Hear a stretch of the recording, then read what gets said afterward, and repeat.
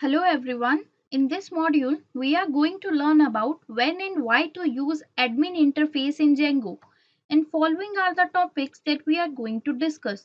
Firstly, we will understand what is admin interface. After that, we will see when we use it. And in last, we will see why we use it. So let's begin by understanding what is admin interface. Basically, the control panel of your website or a project is called the admin interface, and by default, Django provides us a built-in admin interface, and it is used by the website administrators to add, delete, and update the content on the site as well as to maintain other services deployed by the developers. Or in the short, we can say that it is an built-in module that is designed to execute admin related work to the user. So now we will learn when to use it. We can use it to create, view, update and delete the records, and we can also use it to manage the data in the production. So after that we will learn why we use this. We use this because it saves a lot of time during the development, and it also allows us to quickly test our models and determine whether we have a correct data or not. So with this, we have learned what is admin interface, when we use it and why we use it. So now we will learn to create and use the admin interface. So firstly we will discuss how to create the admin interface. After that we will learn to create the super user, and in last we will learn to use this admin interface. So let's begin by understanding how to create an admin interface. As we all know that admin interface in Django is a built-in module. So the admin app, which means django.contrib.admin, is unable by default in the setting file, and the admin app is already installed in the installed app section of the settings.py file. I will show you. So here you can see that I create a project with the name COVID records and an app within it with the record name. So we open the settings.py file of the project, which is situated inside the COVID records. So I open this. As I told you, the admin app is already installed in this installed app section. So here you can see that it is already installed.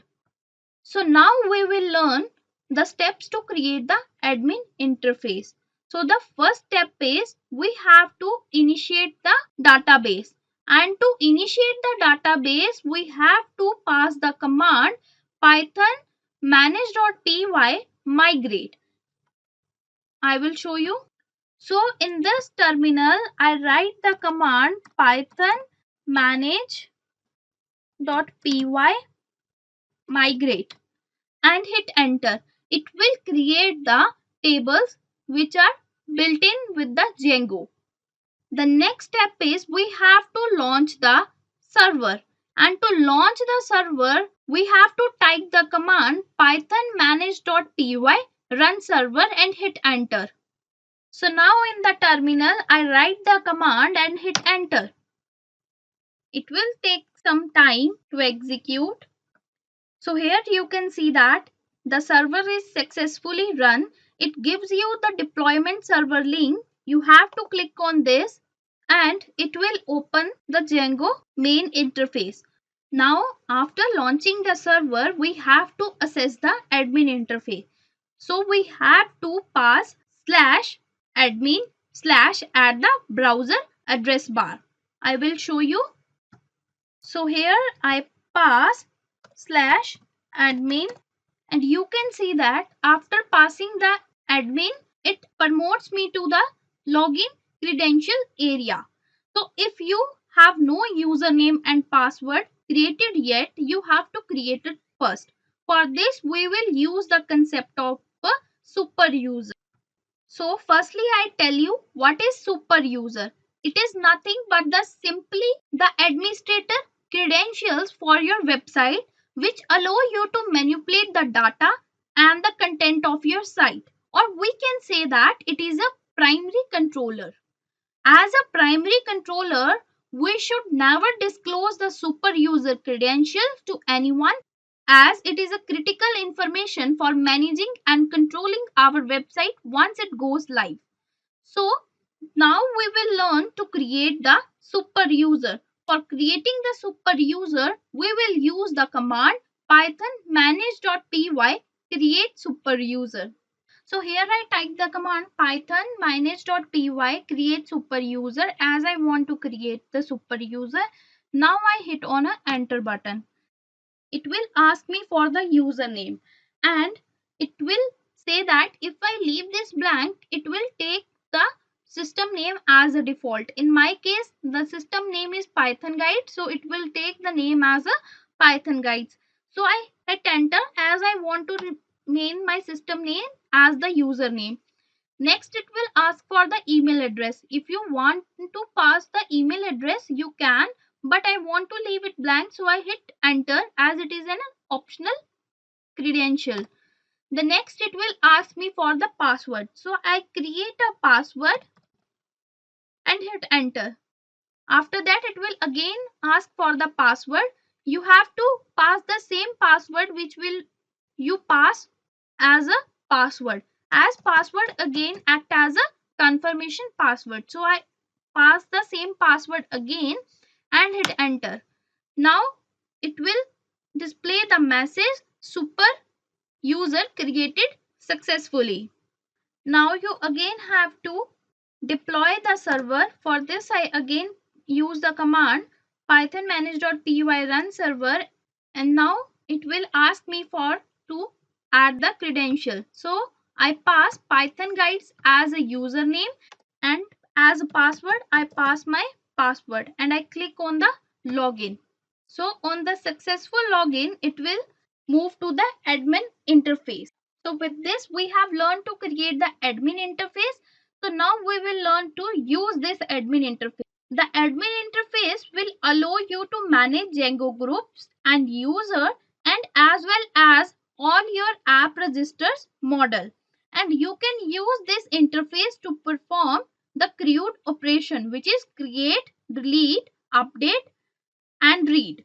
So let's learn to perform the CRUD operation in the admin interface. So to perform the CRUD operations, we will first need to create the Django project. So I create the Django project with the name COVID records, and we will also have to create the app. So I create the app with the name records. So now our main concern is with the app directory, and in the app directory our main concern is with the two files. The first one is model.py and the next one is admin.py. So firstly we will learn to create the models. For this I open the models.py file and I create the three models. The first model is with the name patient, the next model is with the name of a doctor, and the third model is with the name of a hospital record. So I will explain you these model with the help of this diagram. So I create a patient model first.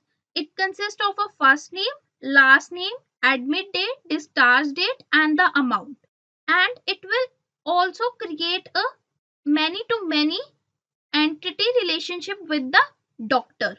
So here you can see that I show with the help of this line. So the doctor model contains the first name of the doctor and the last name of the doctor. And the both the model are connected with the hospital records, as these patient model and the doctor model act as the foreign tables.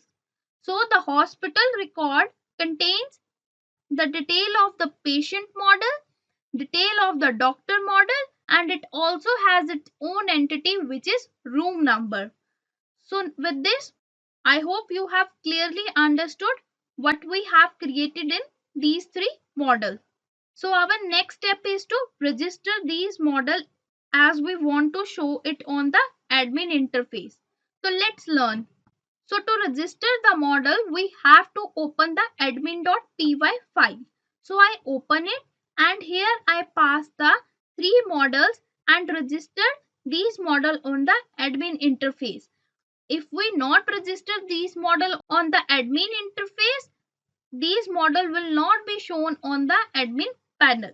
So we have to register these model by using the code admin.site.register, and in parenthesis we have to pass the name of the models. And before using these model, we have to import these model also. For this I use the command from .models import patient, doctor and hospital record.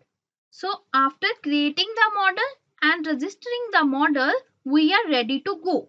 So once we migrate the database model, we will ready to perform the CRUD operation. So for executing this, we use the command python manage.py make migrations and python manage.py migrate. So now we will learn to perform the CRUD operation on the admin interface. So firstly, we will learn to perform the create operation. So let's start. So here you can see that we have three models under the records. So here you can see doctor model, hospital record model and the patient model. So I want to perform the create operation on the doctor model. For this, firstly I have to click on this add option. It will ask me the detail of the doctor. So I pass the name of the doctor as a Eve and the last name as a Smith. And here it will show me the three options to save the record. The first one is save and add another. If you want to save the filled record and want to add another record, we will use this option. The next option is save and continue editing. If you want to save this record and also want to edit this record after saving it, then you will click on this option. And if you simply want to save it, you will click on the save record. So I simply want to save it. I click on the save button. So here you can see that it saved the record with the name Dr. Object 4. So the next operation is read operation. So now we will learn to read the record. And to read the record, we have to click on the specific object which we want to read. So let's see with the example. Here you can see that we have these three record.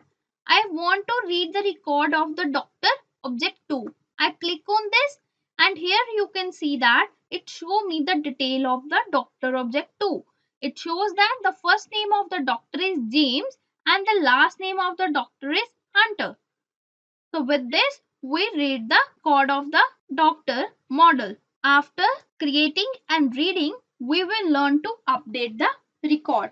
And to update the record, we follow the following step. So I will show you with the help of example.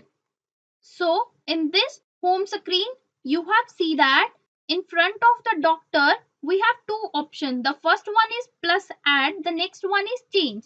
If we want to update the record, we have click on this change button. As I click on this change button, it will show me the doctor object which I have created. Now I want to edit the record of a doctor object 2. So I have to click on this specific record. So I click on it. It will show that the name of the doctor is James and the last name is Hunter.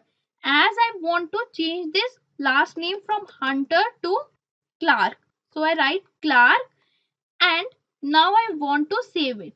So I click on the save button and you can see that it shows the message the doctor object 2 was changed successfully. It means the object 2 of the doctor is updated successfully. Now we will learn the last operation, delete. So to perform this delete operation, we have to follow some steps. So I will show you with the help of an example. So to delete the record of the doctor, I firstly click on this change button. After that, I click on the specific doctor object which I want to delete. So I want to delete the doctor object 3. So I click on this. It will show me the name of the doctor, first and last both. Now it will show me the option delete. So I click on this delete button as I want to delete this object. When I click on this delete button, it will give me the confirmation message. Are you sure you want to delete the doctor object 3? So as I am sure, I click on yes, I am sure. When I click on this, it will delete the doctor object 3 and displays the message the doctor object 3 was deleted successfully, and the model doctor remains with the two objects only, doctor object 4 and doctor object 2. So with this we have learned when and why to use the admin interface. We have also learned create and use the admin interface, and in the next module we will learn working with user groups and permissions in Django.